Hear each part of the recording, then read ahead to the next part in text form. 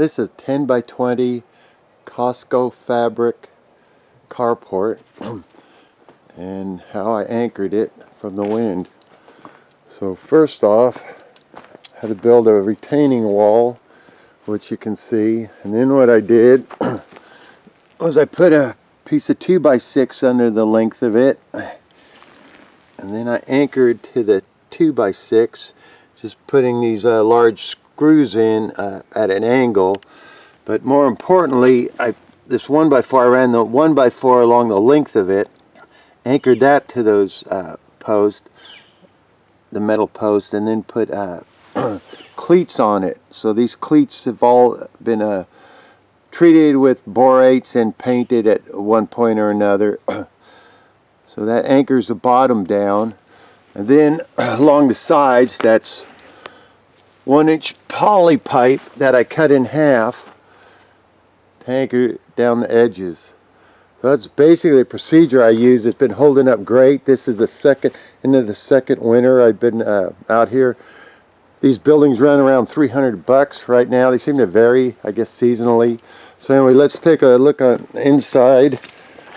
You can see the 1x4 there, how I anchored it. On the other side, I don't get pelted by the wind so bad, so what they supply are these angled, you can see that, angled anchors right there. I angled them, but those are ones that came with. On my back side, I'm basically buried into this cliff. See here. Now I'll take you around back real quick. Let you take a look at what I did here. I anchored it. So pretty continuous 1x4. There's the poly pipe I cut those plastic cleats out of. On the back I had to run some wood. So there's a temporary building. If I need to, I can move it or take it down. So far so good. I'll take you around inside again here in a moment. So at one time I had a wood stove in here, and the way I did it was I had this piece of metal,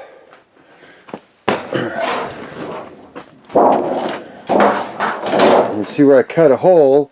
Then on the sides I bent these over, and what they did was I hung off the metal frame of the carport, and I folded down that piece of plastic.